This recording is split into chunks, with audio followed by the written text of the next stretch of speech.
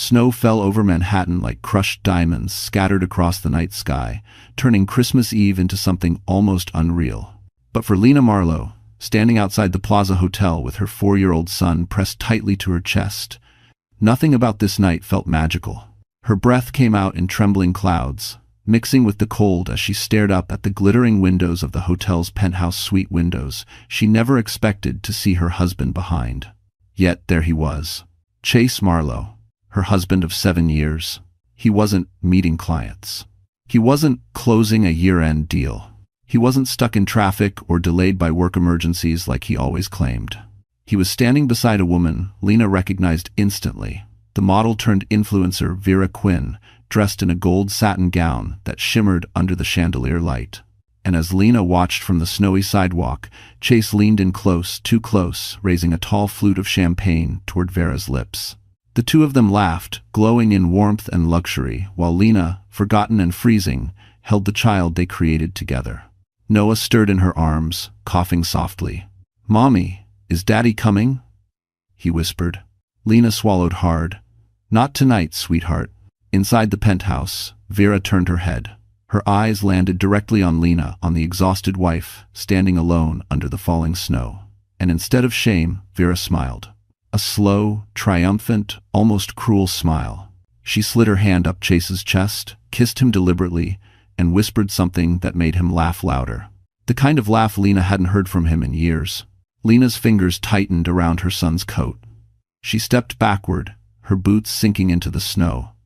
Something inside her broke, but something else awakened at the same time.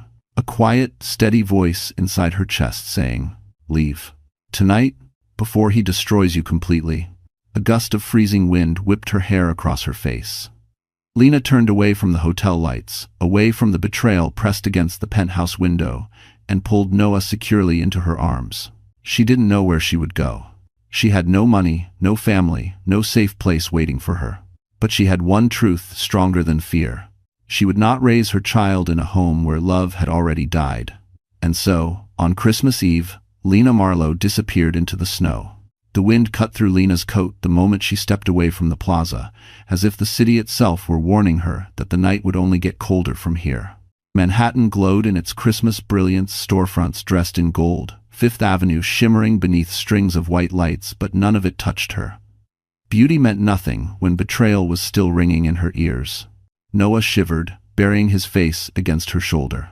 "Mommy, can we go home?" Home. The word punched through her chest. Their apartment wasn't a home. It was a cage wrapped in expensive furniture Chase never let her choose.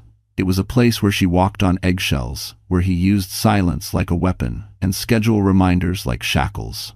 A place where even her phone and bank card were under his control. "No, sweetheart," she whispered, adjusting his jacket to shield him from the wind. "We're going somewhere safe." Safe was not a place she could picture yet. Her boots sank into the thickening snow as she crossed Central Park South. Cars hissed over slush. Strangers hurried by in festive coats, clutching shopping bags and Starbucks cups, unaware that a mother and child were quietly fleeing everything they knew. Lena's fingers were numb, but she kept walking, driven by instinct alone. Chase would be furious once he realized she wasn't at the apartment. He would call. He would shout. He would command her to come back. Except her phone, her only line to the world was useless. The screen demanded the password Chase had changed. He liked having control over every part of her life, and tonight, that control left her stranded with no way to call a cab, a friend, or even 911 if Noah's breathing got worse. Her heart raced. Noah coughed again, a wheezing sound that tightened her entire body. "Hold on, baby. Mommy's right here." The snow grew heavier, swirling around them like a curtain. Lena tightened her grip on Noah and pushed upward through the path toward Central Park, hoping to cut across and reach the busier streets. She didn't care where she ended up, anywhere was better than standing still. Her mind replayed the image she couldn't escape. Chase, laughing with Vera, feeding her champagne as though Christmas Eve were a private celebration for two. Not a day meant for family. Not a night meant for warmth. She felt foolish, invisible. How long had he stopped seeing her? How long had she convinced herself that his coldness was temporary? A sudden gust of wind nearly knocked her sideways. Noah whimpered, and Lena steadied them both. She tried to calm him with soft humming, but her own voice trembled. "Mommy, my chest hurts," he whispered. Fear sharpened every instinct inside her. She couldn't wander in the cold anymore. She needed shelter, heat, help. But Manhattan was enormous, unforgiving, and she had no plan. Until headlights swept across her face. A dark SUV slowed beside them. The window rolled down. "Lena?" a familiar voice called. Her breath caught. "Mason," she whispered. And for the first time all night, hope flickered. The SUV's brakes hissed softly as it stopped beside the snow-covered sidewalk. Lena blinked through the wind, trying to understand whether the voice she heard was real or just a desperate illusion created by exhaustion. But when the passenger door opened and warm air spilled out, she saw him clearly. Dr. Mason Ellis. Tall, steady, unmistakably familiar, even after 10 years. He stepped toward her, snowflakes catching in his dark hair. "Lena? What are you doing out here with Noah? It's freezing, you could—" But he stopped mid-sentence when he saw Noah's pale face pressed against her shoulder. "Get in," Mason said. No hesitation, no questions. Now. Was Naufli one it faced, everyone faced? Lena's legs trembled with relief as he guided her into the heated SUV. The warmth felt unreal, like stepping into another world after being trapped in the storm too long. Noah whimpered softly as Mason reached back to adjust the heater vents toward him. "Is he breathing normally?" Mason asked, already scanning the child's color and posture. Lena shook her head, tears stinging her eyes. "He's been coughing, and he said his chest hurts. I didn't know what to do. My phone chase locked me out. I couldn't call anyone." Mason's jaw tightened. "Okay, I'm taking you both to Mount Sinai. He needs to be checked immediately." Then he looked at her again, really looked, and his voice softened. "You're freezing too. What happened, Lena?" She swallowed hard. Her lips were trembling so badly she could hardly speak. It's a long story." The SUV merged into traffic, lights reflecting across the windshield as the city's Christmas glow blurred into gold and silver streaks. "You don't have to explain now," Mason said gently. "Just hold on to Noah." But the truth pressed against her ribs like a weight. "I saw Chase," she whispered, "at the plaza, with a woman, with his mistress, on Christmas Eve." Her voice cracked. They were laughing, drinking champagne, and he didn't even care that we were standing outside in the cold. Mason's hands tightened on the steering wheel. Not aggressively, protectively.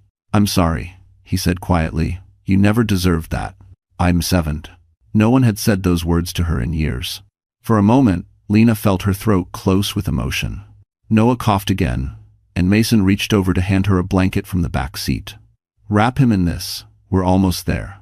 The city rushed by the glowing storefronts, the sparkling trees, the holiday crowds, all of it a cruel contrast to the fear rising in Lena's chest. She kept glancing down at Noah's face, willing him to stay awake, stay warm, stay with her. When the SUV turned into the hospital entrance, Mason parked directly at the emergency bay. "I've got you," he said, opening her door. "Both of you." And in that moment, under the harsh fluorescent lights, with snow melting in her hair, Lena realized something she hadn't felt all night. She wasn't alone anymore. Inside the emergency bay, everything moved quickly, nurses rushing forward, warm lights replacing the freezing darkness outside, and the soft beeping of machines filling the air. Mason carried Noah in his arms while Lena walked beside them, her legs unsteady from exhaustion and fear. "His breathing is shallow," Mason called to the triage nurse. "Possible cold-induced bronchospasm. Get respiratory ready." The nurse nodded, guiding them into a pediatric room. As soon as Noah was placed on the bed, a team surrounded him, attaching monitors and warming blankets. Lena hovered near the wall, terrified to get too close, terrified to look away. "Ma'am, he's stable," one of the nurses gently reassured her. "We're warming him up. His oxygen levels are responding." Lena pressed a trembling hand to her lips. For the first time since leaving the plaza, her body sagged with relief. Mason stepped closer. "He's going to be okay, Lena. You did the right thing by getting him here." She lowered into a chair, her soaked boots dripping onto the linoleum floor. "I didn't know where else to go. See. You came exactly where you needed to," Mason said, pulling another chair beside her. His voice was steady, the same calmness she remembered from college, the same calmness that once made her feel safe without understanding why. A A silence stretched between them, not awkward but heavy with things unsaid. Then Mason asked quietly, "What really happened tonight?" Lena stared at her hands. They were red from the cold, shaking slightly. "I saw Chase with her," she whispered. "He didn't even pretend to hide it. And when I texted him, he told me not to ruin his night. He didn't ask where we were or if we were safe." She blinked hard. It felt like he'd already erased us. Mason's jaw tightened. "That's not just cruel, that's dangerous." Before she could respond, something slipped from her coat pocket and fell onto the floor, a wrinkled envelope, cream-colored and sealed. Mason picked it up. "This yours?" Lena frowned. I don't remember putting anything in my pocket." She turned the envelope over. The handwriting made her breath catch. "From your mother." Not her biological mother. Her foster mother, the one who raised her until she died when Lena was 17. Hands shaking, Lena opened it. Inside was a short letter and a folded document. The letter read, "Lena, my girl, if life ever becomes too heavy, go to the place I've left for you. It will give you choices when the world gives you none. It's a deal." Lena unfolded the document and gasped. "A deed to property in Vermont?" "Mason," she whispered. "What is this? Why did she never tell me?" He studied the document, eyebrows lifting. "Lena, this land is real, and depending on where it is, it could be worth something." Worth something. 2 words she hadn't felt connected to in years. Before she could say another word, a nurse returned. "His oxygen is stabilizing. He's asking for you." Lena's heart swelled. For the first time that night, hope didn't feel fragile. It felt possible. When Lena stepped into Noah's room, the lights were dimmed to a soft glow. The machines hummed quietly beside him, warming his small body under layers of heated blankets. His cheeks, once pale and cold, were beginning to regain a faint flush. "Mommy," he whispered, reaching a tiny hand toward her. She hurried to his bedside and pressed a kiss to his forehead. "I'm right here, sweetheart. You're safe. Mommy's not going anywhere." Mason stood near the foot of the bed, watching with gentle attentiveness. He didn't interrupt. He didn't push. He simply waited, something no one in her life had done in a very long time. When Noah drifted back to sleep, Lena stepped outside the room with Mason. The hallway felt quieter now, the chaos of the ER fading into a low hum behind them. "You should sit," Mason said softly. She tried to answer, but instead felt her knees buckle. Mason caught her by the shoulders before she could fall, guiding her to a bench along the wall. "You're exhausted," he said. "You've been carrying too much." And that was all it took. The tears came silent at first, then trembling, then uncontrollable. Lena covered her face with her hands, shaking as years of swallowed emotion spilled out. Mason sat beside her but didn't speak. He simply placed a steady hand between her shoulder blades, the warmth grounding her. "It wasn't supposed to be like this," she finally choked out. "I thought if I just tried harder, if I stayed quiet and did everything Chase wanted, maybe he'd come back to me. Maybe he'd be the man he promised he'd be." Mason's brows drew together. "Lena, none of this is your fault." "Isn't it?" she whispered. "He said I was holding him back, that I wasn't attractive enough, that no one would ever want me if he left." 8. Mason inhaled sharply, the kind of breath taken by someone trying not to show anger too quickly.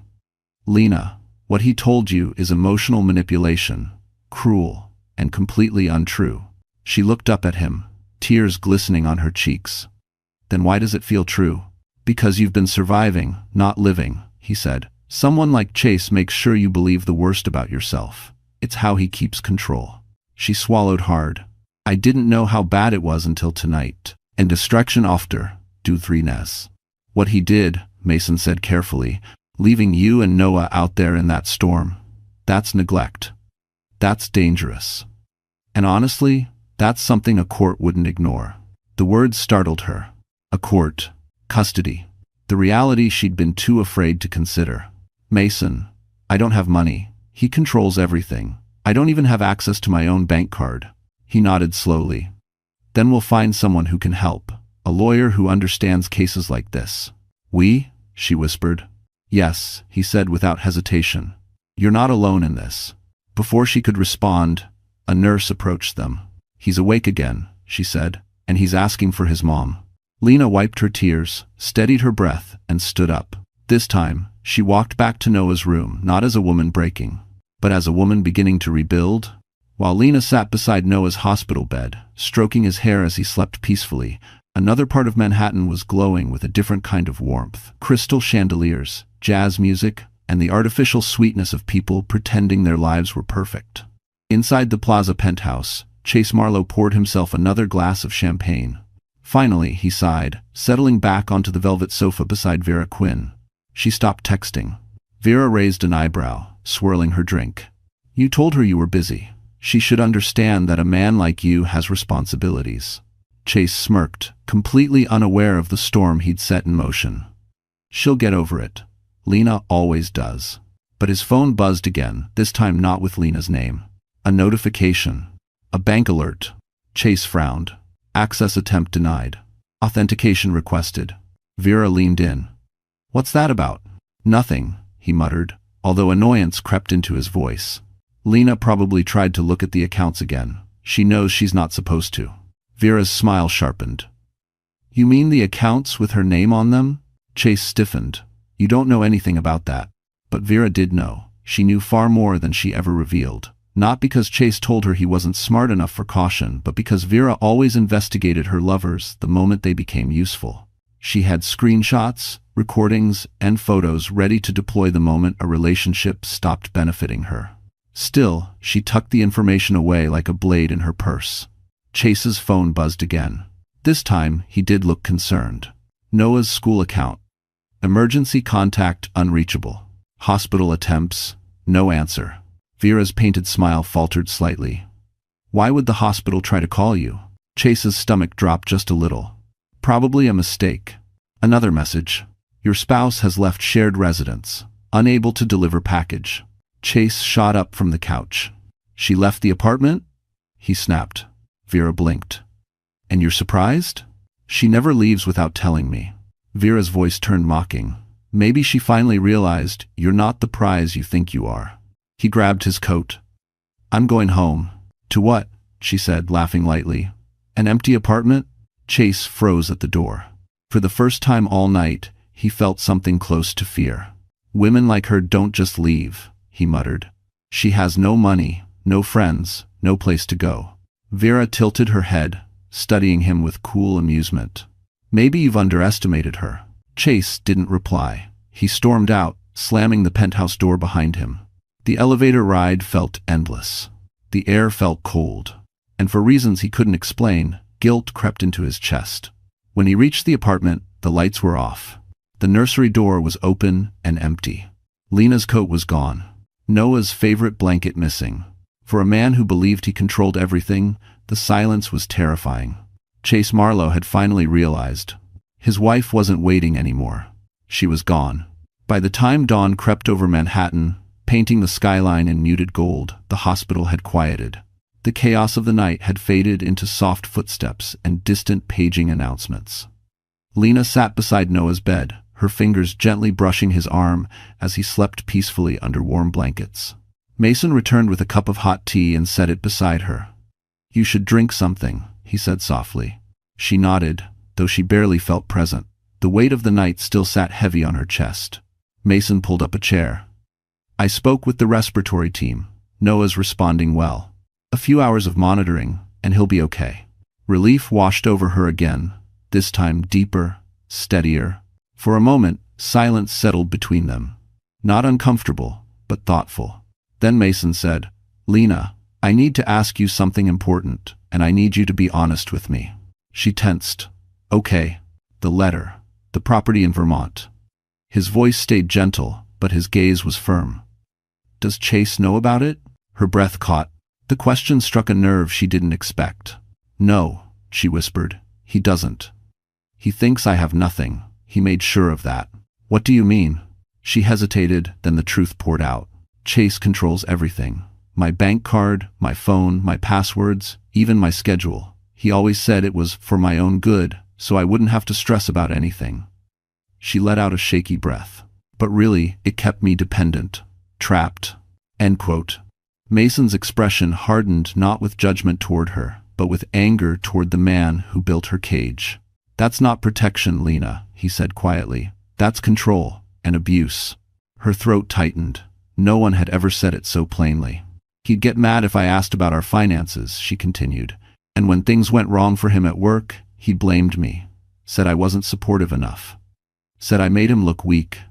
Her voice wavered. I believed him. For years. Mason leaned forward. Lena, listen to me. His tone softened, anchoring her. What he did to you is not love, it's manipulation. And tonight, leaving you and Noah in the cold, that's neglect, that's dangerous, and it's something courts take very seriously. Her breath hitched.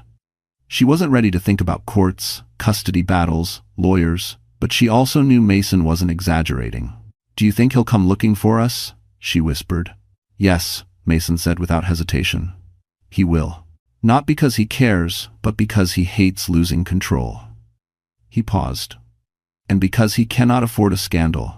A cold realization chilled her bones. If he finds out about the Vermont property, she murmured. He can't, Mason said firmly. Not if you protect yourself. That land might be the first real leverage you've had in years. Before she could answer, Noah stirred in his sleep.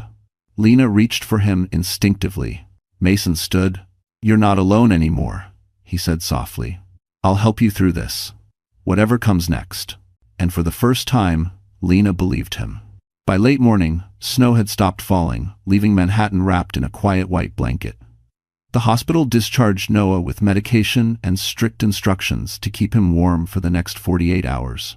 Lena carried him carefully through the lobby, his small body bundled in a blanket Mason had brought from his car. Where will you go now? Mason asked as he walked beside her. The question hit hard not because she hadn't considered it, but because she had, and every answer terrified her. She had no home she could safely return to, no money, no family left to call. I don't know, she admitted. I can't go back to the apartment. Chase will be furious. And if he sees me with Noah, I don't know what he'll do. Mason nodded, not with judgment but with quiet understanding. Then you're not going back. Her breath trembled. I don't have anywhere else. End quote. You do now, he said simply. He led her outside to the SUV, opened the door for her, and helped her settle Noah into the back seat. The cold nipped at her cheeks as she watched him walk around to the driver's side. Where are we going? She asked once he started the engine. To a friend's place, Mason said. She's a lawyer. She owns a spare apartment on the Upper West Side. She's out of town for the holidays, and she offered it to anyone who might need it. Lena blinked, stunned. Mason, you didn't have to go through all this trouble. His gaze flicked toward her. Lena, you walked through a snowstorm with your child because you had no one else. Let me be someone who helps. The sincerity in his voice made her chest tighten. The drive to the Upper West Side was calmer than the frantic trip to the hospital. The Christmas crowds were out, lights twinkling on every corner, children laughing as they dragged sleds through slush. It felt surreal, like the entire city was celebrating while her world hung in pieces.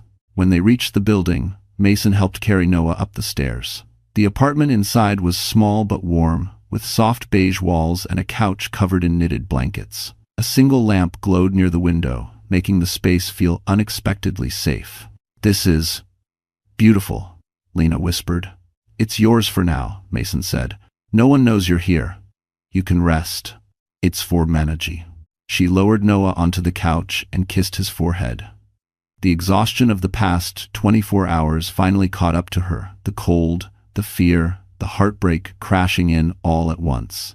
Then Mason held out something she didn't expect.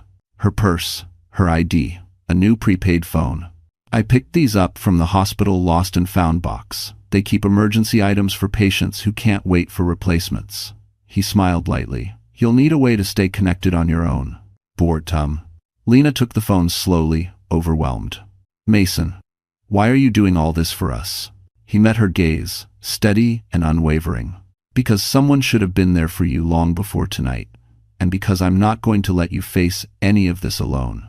For the first time in years, Lena exhaled without fear. Chase Marlowe hadn't slept. Not because he worried about Lena and Noah, but because his world, the world he controlled with an iron fist, was suddenly full of cracks. His apartment felt wrong the moment he walked in. Too quiet, too still, too empty. He tore through the rooms, opening closets, checking drawers, calling out their names not out of love, but out of disbelief that someone he considered powerless had slipped through his fingers. "Lena, Noah," he shouted, voice echoing off the high ceilings. No one answered. His anger rose like a fever. She left him. She actually left him.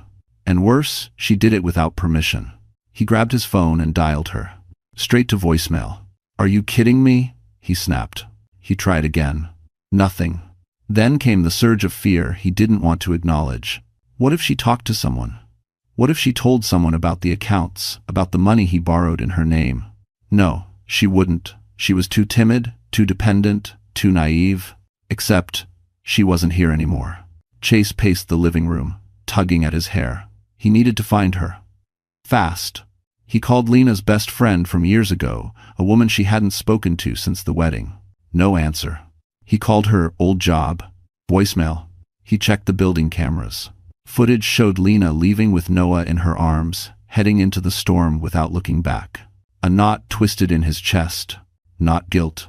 Fear. But then his phone buzzed. "Vera, are you home? You left without saying goodbye?" He ignored her. Another message appeared. "Vera, you should check the news. People are talking." What the hell? He opened the link. A gossip page had posted a photo snapped from the plaza's bar window, Chase and Vera standing close, champagne in hand. Someone captioned it, "Christmas lovers?" Chase cursed under his breath. This was bad. Really bad. If investors saw this, if clients saw this. His phone buzzed again. This time, from his head of PR. "We need to talk as soon as possible. Your family man image is breaking." Chase's stomach dropped. No, no, no. This was supposed to be discreet, he muttered. Then another blow landed. A notification from Noah's school app. "Emergency contact, unreachable. Hospital reached out, please respond." He froze. Hospital? The word punched the air out of him.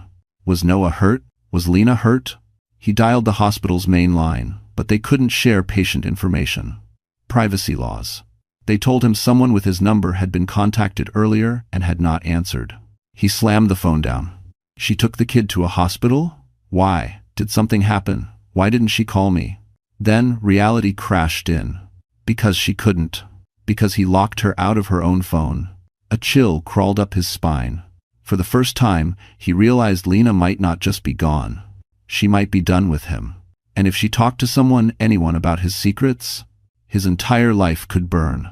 Chase grabbed his keys. He wasn't worried about his wife. He was worried about losing control. The apartment Mason secured for Lena felt like a fragile sanctuary, warm, quiet, and tucked far above the relentless noise of Manhattan. After settling Noah into the bedroom with a humidifier gently humming beside him, Lena finally exhaled. For the first time in years, she wasn't being watched. She wasn't being timed. She wasn't being measured for how quickly she responded to Chase's demands. But peace didn't last long. While searching her purse for Noah's medication, Lena found something she'd forgotten. She still had a small zippered pouch. Chase insisted she use for important documents. He claimed it was to keep her organized. In truth, it kept her from looking too closely. Her breath caught as she pulled out a stack of papers, crumpled, stamped, some partially torn. She wasn't expecting anything dangerous, but as she flipped through the documents, the color drained from her face. Her name, her signature, her social security number, all attached to contracts she had never seen before. "Borrower authorization," she whispered.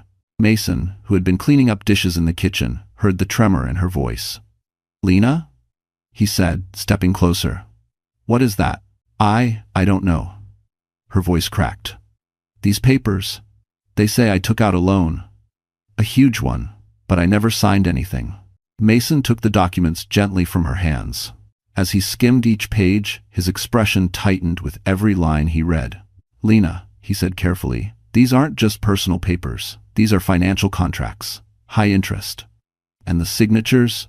He held one page up to the light. "They're forged." Her heart stopped. "Chase," she whispered. "There's no one else who could have done this," Mason said. "And if these were filed with the bank, it means he used your identity to take out money illegally." Her knees weakened. She sank onto the couch, clutching a throw pillow to keep her hands from shaking. "He said he was stressed," she murmured. "He said business was slow. I thought he meant normal business problems. I didn't know he'd drag me into anything like this." Mason knelt in front of her, his voice firm but reassuring. "Lena, listen to me. This is serious, but it's also leverage. Courts don't look kindly on spouses who commit fraud, especially when it endangers their partner." "Lever? I don't want leverage," she whispered. "I want to protect Noah." "And you will," Mason said. "But you can't protect him if Chase holds all the power. These documents shift the balance." Her breath shuddered. "If Chase finds out I have these—" "He won't," Mason said quickly. "Not until you're ready. Not until you have legal protection." As if summoned by the fear settling into her bones, Lena's prepaid phone buzzed on the table. Unknown number. Then a voicemail alert. Lena pressed play. Chase's voice spilled through the speaker, sharp, frantic, cold. "Lena, answer your phone. I know you're somewhere in the city. We need to talk before this gets worse." Her blood froze. This wasn't a husband calling. It was a man realizing the one thing he feared most: losing control. The voicemail ended, leaving the apartment in a heavy, suffocating silence.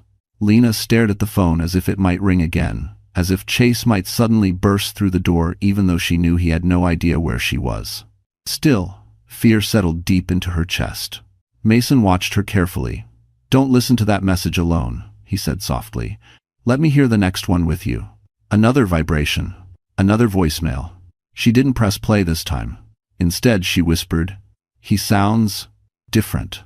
"Different how?" Mason asked. "Scared," she said. "But not about us. About himself. Like he's afraid something's slipping out of his hands." She swallowed. "And that's when he's the most dangerous." Mason took the phone gently from her fingers and set it aside. "Lena, focus on what's in front of you. You and Noah are safe right now. That's what matters." Safe. The word felt fragile, but it was something. Mason stood and walked to the small dining table, pulling out his laptop and a worn leather folder. "We need to catalog everything you found. Photos, documents, anything that shows Chase forging your signature." Lena hesitated. "Won't that make him angrier?" "Probably," Mason said honestly, "but his anger isn't the point anymore. Your protection is." He opened the folder and showed her the embossed logo. A law firm she recognized from news stories. One that handled high-profile domestic cases, fraud investigations, and custody disputes. Her heart jumped. "I can't afford that." "How's Bing?" "You're not paying anything," Mason said. "My friend, my best friend, works for this firm. I already called him. He said he'll take your case pro bono until the investigation is stable." Lena stared at him, stunned. "Why would he do that? He doesn't even know me." "He doesn't have to know you," Mason said. "He knows me.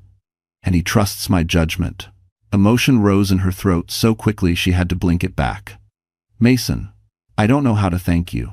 "You don't have to," he said simply. "Just let me help." They spent the next 30 minutes sorting through the documents. Every forged signature, every date that didn't match, every slip that showed Chase's panic bleeding through his attempt at control. Mason photographed everything, uploading the files to a secured drive.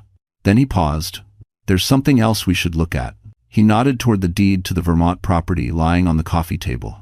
"That land," Mason said quietly, "could change everything." "Example?" "I still don't understand," Lena confessed. "Why would my mother leave something like that for me?" Mason hesitated, then opened his laptop and typed quickly. "Because this isn't just a piece of land, Lena. It's right next to a site proposed for a renewable energy expansion. If the deal goes through—" He turned the screen toward her. "It could be worth more than you think." "How much more?" she whispered. He held her gaze. "Enough to give you an entirely new life. Enough to make sure Chase never has leverage over you again." Before she could absorb the weight of those words, her phone buzzed again. This time, a text. "I'm coming to find you. We're not done. Chase." Mason read the fear in her eyes. "Lena," he said firmly, "he's losing control, not gaining it, and we're going to stay ahead of him, I promise." For the first time, the fear didn't swallow her whole. Because someone finally stood between her and the storm. By evening, the city below the apartment had shifted into its usual holiday shimmer: gold lights on brownstones, wreaths on iron railings, and the faint echo of carolers drifting through the streets. Inside, however, Lena felt none of the warmth Manhattan offered. Every shadow seemed sharper. Every sound made her flinch. Noah was finally asleep in the bedroom, wrapped in soft blankets and breathing steadily. Lena checked on him twice, then a third time, just to reassure herself he was safe. Mason noticed her pacing. "You're waiting for something," he said gently. She nodded. "I can feel it. Chase isn't the type to sit quietly. He'll come for us." "He won't find you," Mason said. "He doesn't know this address. He doesn't know who I called, and he definitely doesn't know you have evidence that could bury him." "I don't want to bury him," she whispered. "I just want peace. I want freedom." Mason's expression softened. "And that's exactly why he can't have you back." "And Reshin?" And 140 tended. Before she could answer, her phone buzzed again, a new text. Her breath trembled as she read it. "Where are you taking my son? You're making a mistake. Come home now." She showed Mason. He read the message, jaw tightening. "He's escalating." Lena sank onto the couch, holding her hands together to stop their trembling. "What if he calls the police and claims I kidnapped Noah?" "He won't," Mason said. "He knows he'd be exposing his own neglect. And even if he tries, you have hospital records proving you brought Noah in during an emergency." Lena closed her eyes. "Mason, he's not going to stop." "No," Mason agreed. "But we're going to control the next move, not him." He stood and walked to the door, checking the locks again even though he'd done it twice already. His protective instinct wasn't just medical, it was personal. And that scared her in a different way. She didn't want to rely on anyone. But she didn't know how to do this alone. Mason returned to her side. "I'm calling Ethan," he said, referring to the lawyer friend. "You'll have legal advice before midnight." She nodded, grateful. But at that moment, a sudden sound echoed from the hallway outside. A heavy knock, followed by another. Louder. Lena froze.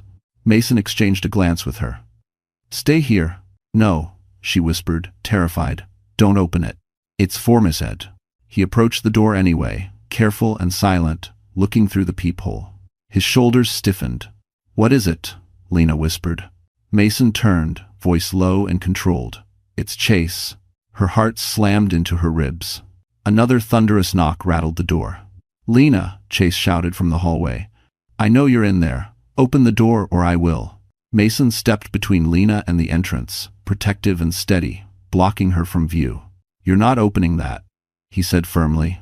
The doorknob shook violently. "Lena, this is your last warning." Tears welled in her eyes as she held Noah's bedroom door, terrified he'd wake up. Mason placed a reassuring hand on her arm. "He doesn't get to threaten you anymore." But outside, Chase pounded on, a man desperate to regain control. A man about to lose far more than he realized. The pounding on the door grew harder, each blow sending vibrations through the apartment walls. Lena flinched with every strike, instinctively stepping in front of Noah's bedroom door, even though he slept behind it. Mason stood motionless near the entrance, shoulders squared, ready to stop Chase from forcing his way in. "Lena!" Chase shouted again, voice cracking under the weight of panic and rage. "Open this door right now!" But before Mason could speak, another sound filled the hallway outside. A woman's voice, sharp, mocking, impossibly familiar. Well," the voice drawled. "If it isn't the loving family man." Mason peeked through the peephole again, and stiffened. "What is it?" Lena whispered. He exhaled slowly. "It's Vera." Lena's stomach dropped. Outside, Vera Quinn stood in a fur-trimmed coat, arms crossed, phone held high like a weapon. Her smile was venomous, the kind only a woman scorned could summon. Chase hissed at her. "What the hell are you doing here? How did you even find—" "Oh, don't flatter yourself," Vera cut in. "I tracked your phone. You left it in the Uber, genius. And guess what the driver found?" She dangled the phone mockingly. "Your messages. Your emails. Everything." Chase lunged for the phone, but Vera stepped back. "Aha. You don't get to snatch things anymore. That's your wife's job, right? Or was? Give it back," he snapped. "No," she said simply. "Because I'm done being the accessory in your little double life." Lena and Mason exchanged a stunned look. "What does she want?" Lena whispered. Mason shook his head. "With people like her? Chaos." Vera continued, voice ringing down the hallway. "Do you know what's funny, Chase? You promised me a PR boost. You promised access to your connections. But instead," she laughed sharply. "Instead, your entire empire is about to collapse, and I'm the one who gets to push it over." Chase grabbed her arm. Stop it. You don't know what you're messing with. Oh, I do, she said sweetly. I have your loan records, the forged signatures, the fake emails. And I already sent copies to a few journalists I know. Lena pressed a hand to her mouth. He forged her name. And now, Vera was exposing it. Chase's face turned pale. You psycho. Careful, she warned, pointing her phone at him. You lay one finger on me and this entire recording goes live. He stopped dead. Inside the apartment, Mason murmured, This is unexpected, but incredibly helpful. Then came the final blow. Vera raised her voice, shouting for the entire floor to hear. Your husband used his wife's identity to take out illegal loans. He's drowning in debt, he's cheating, and he's blaming everyone but himself. Chase froze, horror flooding his face. Neighbors opened doors, phones appeared, cameras clicked. And just like that, the private nightmare he created became a public spectacle. Mason turned to Lena. This, he said quietly, just changed everything in your favor. I haven't Sie. Lena didn't feel triumph. Not yet. But for the first time, she felt the balance of power tip right out of Chase Marlowe's hands. The hallway outside the apartment had transformed into a battleground, one Chase never expected to fight in. The neighbors who usually avoided eye contact now stood with their phone cameras raised, capturing every second as if watching a scandalous holiday movie unfold. Vera's words echoed through the corridor like sharp blades. Illegal loans, she shouted again. Forged signatures. He used his wife's identity because he couldn't qualify on his own. Chase spun toward her, face red with panic. Shut up, you don't know what you're saying. Oh, sweetheart, she purred. I know exactly what I'm saying, and so will everyone else once this goes online. She pressed a button on her screen, and a preview of a video popped up, Chase ranting drunkenly about using Lena's clean record and do whatever it takes to save my company. And in front of her neighbors gasped. Someone whispered, Is this real? Chase lunged for her again, but two men from down the hall stepped between them, arms folded. Back off, man, one of them warned. No one's touching her. Inside the apartment, Lena watched from behind the chain lock, heart racing. She didn't want to see Chase humiliated. Part of her still trembled at the sight of his anger, but another part, a deeper, quieter part, felt something else. Validation. For years she had questioned her instincts, her sanity, her worth. Chase had convinced her that she was overreacting, ungrateful, dramatic, but now the truth was shouting through the hallway for the entire world to hear. Mason stood beside her, voice low. Lena, this footage alone could sway a custody hearing. I don't want revenge, she whispered. I just want Noah to be safe. And that, Mason said, is exactly why you deserve to win. To Denver. Out in the hall, Chase realized the cameras weren't going away. His anger cracked into desperation. Lena, he shouted, slamming a fist against the door. Are you listening? This is your fault. If you hadn't walked out, Mason unlatched the chain lock and opened the door just enough to step into the doorway. He didn't shout. He didn't threaten. He simply said, You need to leave. Chase sneered. This doesn't concern you. Mason didn't flinch. It does when a child is involved. And when a woman you hurt is finally asking for help. The words stung more than any punch. Chase tried to push forward, but Mason blocked him easily. Don't take another step.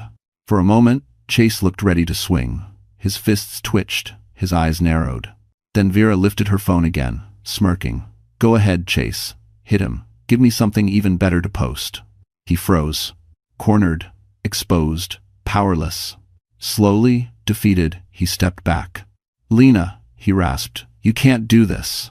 You can't take my son.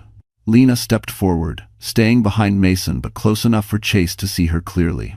I'm not taking anything, she said quietly. I'm protecting him. The neighbors murmured in approval. And for the first time, Chase realized no one believed him anymore. 2 days later, the holiday lights outside the Manhattan family court glowed softly through the large windows, casting warm reflections onto the polished floors. But inside the courtroom, the air felt colder than the December wind. Custody hearings were rarely gentle, especially when one side fought with desperation and the other fought with fear. Lena sat at the petitioner's table, hands clasped tightly in her lap. She wore a simple navy sweater and the only pair of dress shoes she still owned. Noah sat with a child advocate in the hallway, playing quietly with a small toy truck Mason had bought him. Her stomach twisted every time she thought of him waiting outside, unaware of how life-changing this day could be. Mason sat behind her, offering quiet strength just by being present. At the opposing table sat Chase, jaw set, shoulders tense, eyes burning with the need to win. Beside him, two expensive attorneys flipped through binders thick enough to bury the truth if necessary. The judge, a stern woman with silver hair, adjusted her glasses. "We are here to determine temporary custody and assess immediate safety concerns. Mrs. Marlowe, please stand." Lena rose, knees trembling. "You left the residence with your child on Christmas Eve. Explain why." Her mouth went dry, but she forced the words out. "Your Honor, my husband left us in a snowstorm. My son had trouble breathing. I couldn't access my phone because he locked me out of it. I had no way to call for help. I made the decision to leave for my child's safety." "And Frez," Chase scoffed loudly. His attorney placed a restraining hand on his arm. The judge turned her gaze to him. "Mr. Marlowe, you'll have your turn." When the questioning shifted to Chase, his attorney launched into a performance. "Your Honor, my client is a respected businessman. He was attending a professional gathering that evening. Mrs. Marlowe has a history of emotional instability." "That's a lie," Lena whispered. But the judge raised a hand. "We'll hear all sides." End quote. The attorney continued. "She left the residence without notifying him, creating a dangerous situation." Mason leaned forward, whispering, "He's trying to frame you as irresponsible. Stay calm." Then the judge said, "Mr. Ellis, I see your name listed as a witness. Please approach." Lena's breath caught as Mason walked to the stand. He took the oath, then met the judge's eyes with steady professionalism. "Dr. Ellis," the judge said, "explain your involvement." "Thank you for watching. I'm the physician who treated Noah on Christmas Eve," he said. "He arrived with hypothermia symptoms and difficulty breathing. Mrs. Marlowe acted quickly and appropriately. Had she delayed, his condition could have worsened." A murmur rippled through the courtroom. Chase looked rattled. And, Mason continued, "I witnessed evidence indicating significant financial control and emotional manipulation by Mr. Marlowe." Chase shot to his feet. "That's not true. She's lying." "He's lying." Thanks for watching." The judge slammed her gavel. "Sit down, Mr. Marlowe." Silence fell. Then the judge spoke the words that hit like thunder. "Temporary full custody is granted to Mrs. Marlowe. Mr. Marlowe is to have supervised visitation only, pending investigation." Lena's breath shook relief, flooding her so fast tears spilled down her cheeks. For the first time, the truth wasn't just spoken. It mattered. While Lena held Noah close outside the courthouse, trying to steady her breathing after the judge's ruling, Chase Marlowe was living a very different reality. He stormed out the courtroom doors, his attorneys scrambling to keep up, shouting legal jargon he no longer heard. The hallway buzzed with murmured shock, law clerks whispering, attorneys glancing sideways, spectators exchanging knowing looks. Chase ignored them all. "She can't do this," he hissed. "A temporary ruling doesn't mean anything. I'll overturn it." But even as the words left his mouth, his voice cracked. His head attorney cleared his throat. "Mr. Marlowe, there's more we need to discuss." Chase spun around, eyes blazing. "What now?" The attorney lowered his voice. "The forged loan documents? The bank has flagged them. We received notice this morning. There will likely be an investigation." "What investigation?" Chase snapped. "It's my wife, my household. It's not a crime to use." "It is a crime," the attorney interrupted sharply, glancing around before dropping his voice. "Identity fraud, financial abuse, and given the domestic context, it's going to look very, very bad." Chase stumbled back a step. Then his phone buzzed. He snatched it from his pocket, expecting a message from his PR team. Instead, breaking news. Manhattan businessman under scrutiny for alleged identity fraud. A blurry photo of him and Vera at the plaza, plastered beneath the headline. He scrolled. A new viral video, posted by Vera. All it took was 10 seconds to destroy his image. "I had to use Lena's name. It's cleaner. My credit's trashed. She'll never know." Chase felt the blood drain from his face. No, she wouldn't. But she did. Vera Quinn had set the match, and the world was watching the fire burn. His attorney swallowed hard. "We need to get ahead of the narrative. You should release a statement." I'm not releasing anything, Chase barked. Call Vera. Now. We tried, the attorney said. She's not responding. Her agent issued a statement saying she's cooperating fully with investigators. Chase nearly dropped his phone. His world, crafted so carefully, maintained through control and intimidation, was cracking apart like thin ice beneath him. He turned and caught sight of Lena through the courthouse doors. She stood at the curb with Noah in her arms, Mason at her side. She looked tired, shaken, but steady, stronger than he had ever allowed her to be. Chase pushed toward her, ignoring his attorney's warnings. Lena, he called, we need to talk. Lena stiffened. Mason stepped between them, voice calm but firm. You've caused enough damage today. Chase ignored him. Lena, tell them it's not true. Tell them you're not pressing charges. You owe me that. She stared at him, stunned by the audacity. Owe you? She repeated softly. Her voice didn't shake. Not anymore. I owe Noah safety. I owe myself peace. But I don't owe you anything. Mason gently guided her and Noah toward the waiting car. Chase reached out, but no one let him close. Not the law. Not the court. Not the truth that had finally come to light. And as the car pulled away, he realized something he had never felt before. He wasn't losing control. He had already lost it. The courtroom reconvened 2 days later for the financial hearing, an emergency session called after the bank formally reported irregularities in the loan documents tied to Lena's name. Snow fell steadily outside the tall courthouse windows, muffling the city, as if Manhattan itself were holding its breath. Lena sat at the petitioner's table once again, hands folded tightly in her lap. Mason sat behind her for support, and her attorney, Ethan Ross, sharp, composed, and devastatingly calm, arranged neatly labeled folders before the judge. Across the room, Chase looked like a shadow of the man he once pretended to be. His suit was wrinkled, his tie crooked, his eyes bloodshot from nights spent extinguishing fires he had started long before Christmas Eve. His attorneys whispered frantically to him, but nothing could mask the dread etched into his face. The judge lifted the first document from the stack. Mr. Marlowe, she began, we have reviewed the contract signed using your wife's identity. Mrs. Marlowe states she did not authorize these transactions. Chase stood, desperate and sweating. Your Honor, she's confused. Those were household decisions. She signed them. Ethan rose. Permission to present Exhibit A. The judge nodded. A screen lit up at the front of the courtroom. A video. Vera's recording. Chase's voice. I had to use Lena's clean record. My credit's trashed. She'll never know. A gasp rippled through the courtroom. Chase's attorney closed his eyes like he'd just watched his entire career go up in flames. Chase lunged forward. That was taken out of context. That woman is unstable. The judge raised a hand sharply. Sit down, Mr. Marlowe. He froze.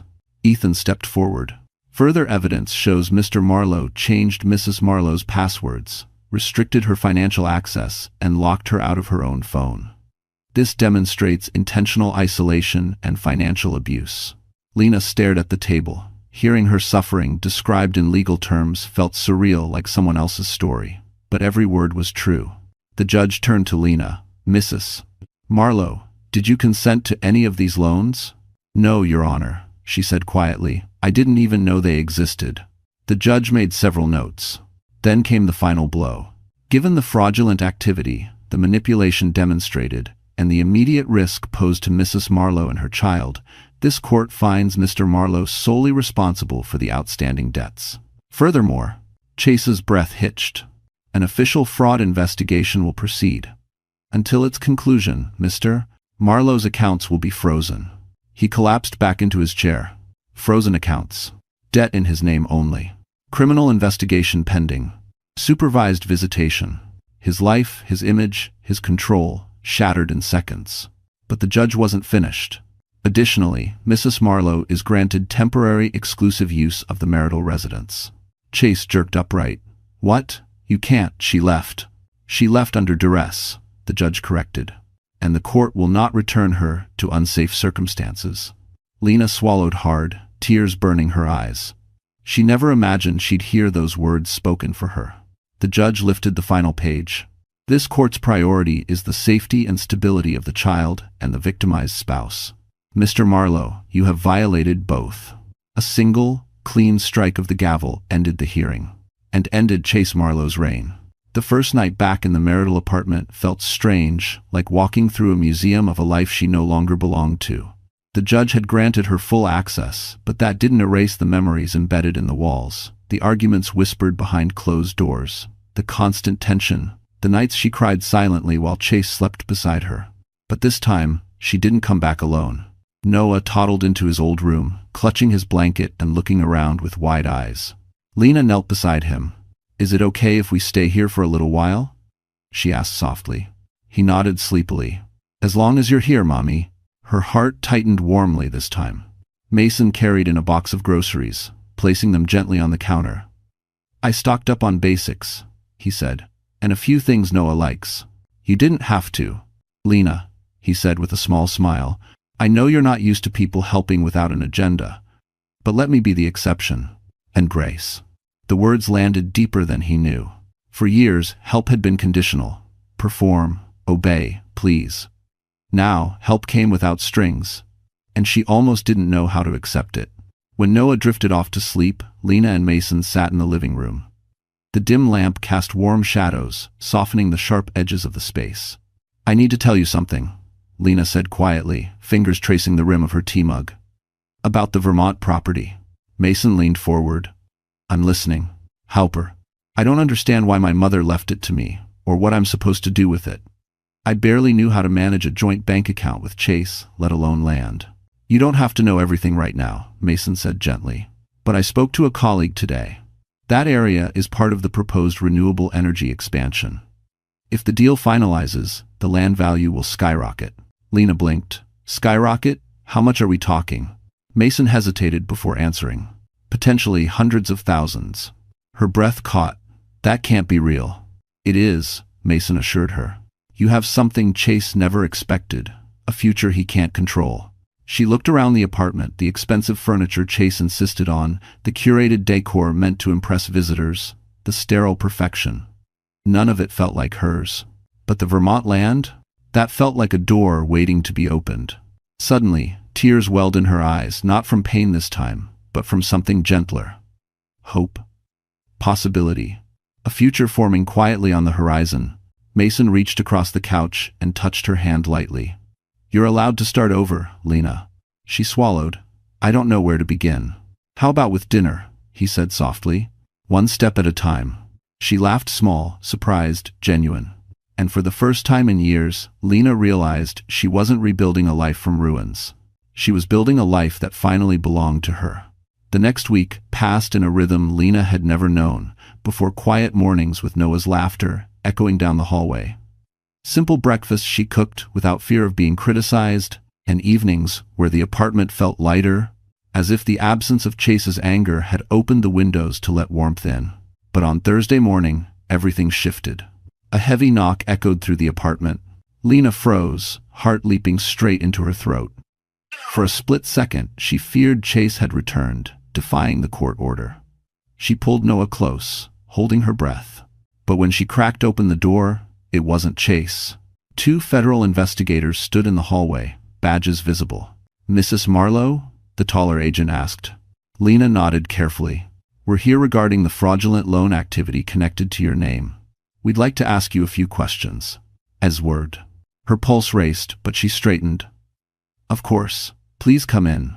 Mason arrived minutes later. She'd texted him quietly and positioned himself beside her like a shield.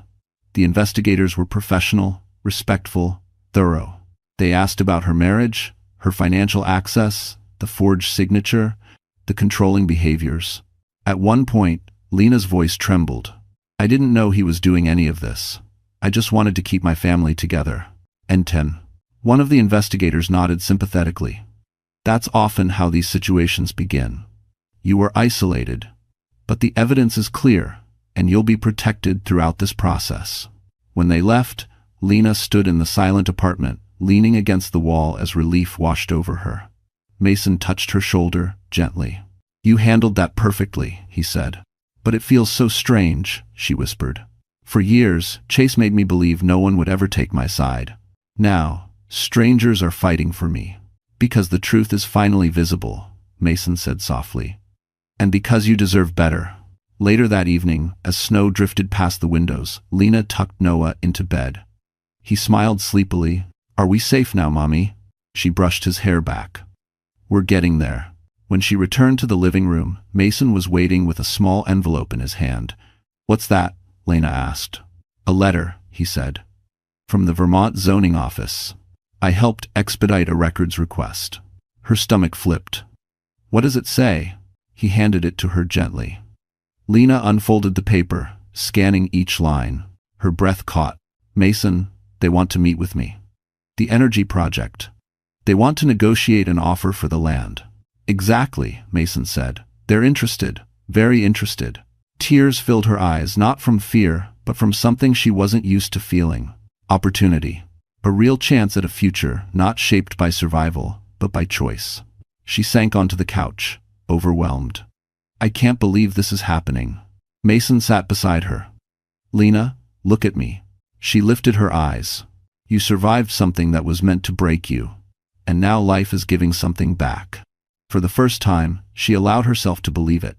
The past wasn't holding her anymore, and the future quietly, steadily was reaching out its hand. The Vermont mountains glowed soft pink beneath the rising winter sun, a quiet beauty Lena had never experienced before. She stepped out of the small SUV, holding Noah's hand, their breath forming gentle clouds in the crisp morning air. For the first time in what felt like years, she inhaled without feeling her chest tighten. "This is our land," she whispered, hardly believing it. Noah looked up at her with wide eyes. "It's big, Mommy." "It is," she said softly. "Big enough for new beginnings." The meeting with the renewable energy representatives took place in a modest wooden office overlooking acres of untouched snow. The men across the table weren't cold or intimidating. They were respectful, patient, and surprisingly hopeful. "Mrs. Marlowe," one of them explained, "your land sits directly on the expansion site for our wind energy project. It's a critical component. We're prepared to negotiate a substantial purchase." I fanned each. "It's the riddle? It's the riddle?" Lena exchanged a glance with Mason, supportive, calm, quietly proud. "What does substantial mean?" she asked, voice steady though her hands trembled slightly. The representative slid a paper across the table. The number on it made Lena's breath stop. It wasn't just enough to live. It was enough to rebuild. Enough to ensure Noah's future. Enough to finally be free. She blinked through tears. I need a moment." And whoa. Outside, she leaned against the railing overlooking the snowy valley, overwhelmed not by fear, but by possibility. Mason joined her quietly. "This changes everything," he said. She nodded. "I never imagined life could look like this." "You earned it," he replied gently. "Every step you took to protect yourself and your son led you here." When they returned inside, Lena signed the preliminary agreement. It felt like closing the door on a life she never wished to return to. Back in Manhattan, the next blow fell for Chase publicly and decisively. His company issued a statement distancing themselves. Investors withdrew. Charges were officially filed. The world he once built through manipulation and borrowed power finally collapsed under the weight of truth. But Lena didn't celebrate his downfall. She celebrated her freedom. That evening, in the warm glow of her Vermont cabin rental, she put Noah to bed with soft blankets and sang him a lullaby she hadn't sung in years. When she stepped outside, snowflakes drifted lazily, settling on her hair and eyelashes. Mason followed her out, hands tucked in his jacket pockets. "Do you ever think about what comes next?" he asked softly. Lena turned to him, really looked at him. The man who stood by her when she was at her lowest. The man who believed her before she believed herself. "I do now," she whispered. He took a slow step closer, not imposing, not demanding, just present, offering warmth in the cold. "You don't have to rush into anything," Mason murmured. "But if someday you wanted—" She placed a hand on his chest, stopping the words gently. "I know," she said, "and someday I might." Snow fell softly around them, quiet and forgiving. For the first time, Lena Marlowe felt the weight of her past slip away, replaced by a peace she finally believed she deserved. So, the story has come to an end, my wonderful friends. If you're still here with me at this moment, then something in Lena's journey must have touched your heart in a quiet, honest way. And maybe, as we sit here together, it's worth asking, why? Why did her pain, her courage, her quiet steps forward matter to you. Because in life, we all face moments when we must walk away from what hurts us, even when our legs are shaking. Marcus Aurelius once wrote, "You have power over your mind, not outside events. Realize this, and you will find strength." Today, Lena found that strength, not all at once, not dramatically, but in small, trembling decisions that slowly open the door to a new life. And maybe that's the lesson for all of us. Healing doesn't come in a single moment. It comes in tiny steps, tiny truths, tiny acts of choosing ourselves again. If this story stayed with you, if it made you feel seen or less alone, then stay with our little community here. Like, share, and subscribe so these stories can keep finding the people who need them most. And remember, you too deserve a life that doesn't hurt to live.